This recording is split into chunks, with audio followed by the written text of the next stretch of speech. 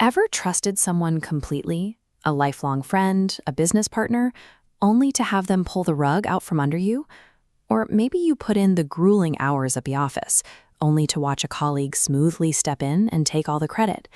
We like to think people are generally straightforward, but author Robert Greene argues the exact opposite. He suggests humans are a species that survives by wearing masks. What people show you is rarely who they actually are. Beneath the surface, they are driven by jealousy, ego, and a desire for power. Looking at this model of the human brain reveals the law of irrationality. We all believe we make logical decisions, but our wiring dictates otherwise. The emotion center is built to fire first, physically suppressing the logic centers of the brain. We react emotionally and only later use logic to justify what we have already done. This emotional hijacking happens through specific pathways. First, confirmation bias, where we accept fake news simply because it matches our existing beliefs. Second, conviction bias, where we assume the person yelling with the most confidence must be telling the truth. And finally, appearance bias, the assumption that someone who dresses well and speaks smoothly must naturally have a good heart. To protect yourself from your own wiring, you must enforce a strict rule. When you feel a sudden surge of anger, fear, or even extreme excitement, do not make a decision. Walk away. Give yourself a full 24 hours to let your brain calm down so your logic center can regain control. You will never be able to read the true intentions of the people around you until you first accept and neutralize your own internal irrationality. Once your mind is clear, you can start observing the law of role-playing. In social and corporate settings, people naturally adopt polite personas. They will nod and agree with the boss to their face, while tearing them down behind their back. These masks are constructed to hide deep insecurities and underlying aggressive tendencies. You can pierce this mask by training your eye to catch micro-expressions. When you share good news with a rival, they might force a warm smile, but for a fraction of a second, an involuntary flash of negative emotion will break through the act. You also have to stop trusting the explicit meaning of words. Anyone can manipulate their vocabulary. Instead, listen to the temperature of their voice. A colleague might say they are thrilled for your promotion, but if their tone is flat and cold, the words are a lie. This brings us to the law of compulsive behavior. People will often look you in the eye, apologize for a mistake, and promise it will never happen again. The reality is that humans repeat their past habits, regardless of how sincere their apologies sound. If you are evaluating a potential life partner or a new hire, ignore how they speak to you today. Analyze their history.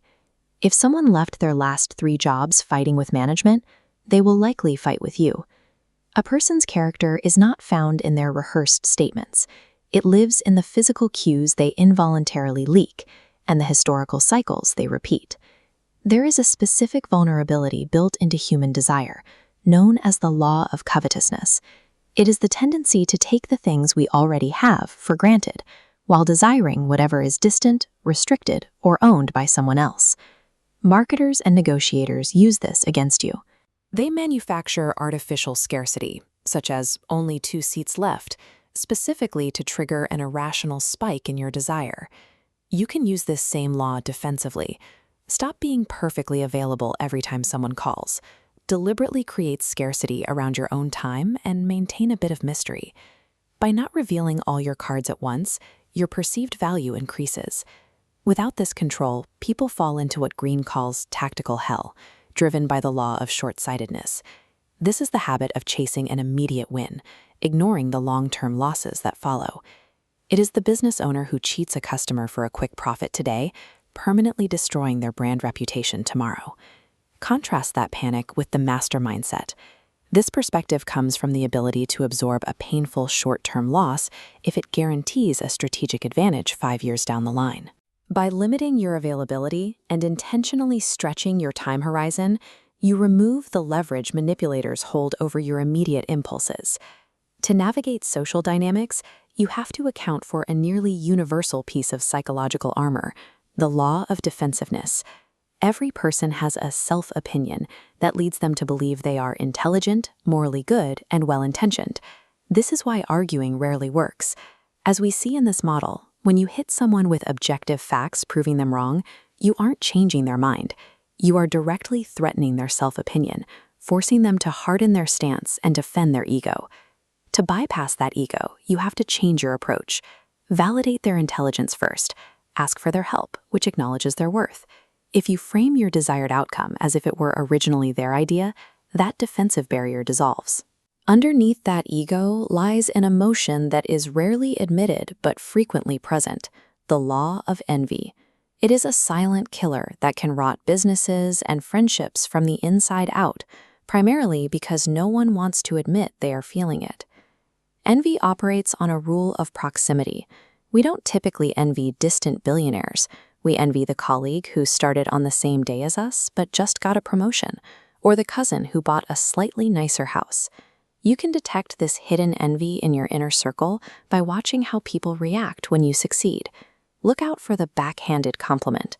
"Beautiful car, but I hear the maintenance costs will be high."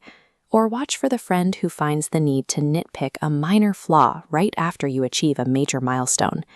Neutralizing envy requires discipline. Do not parade your successes.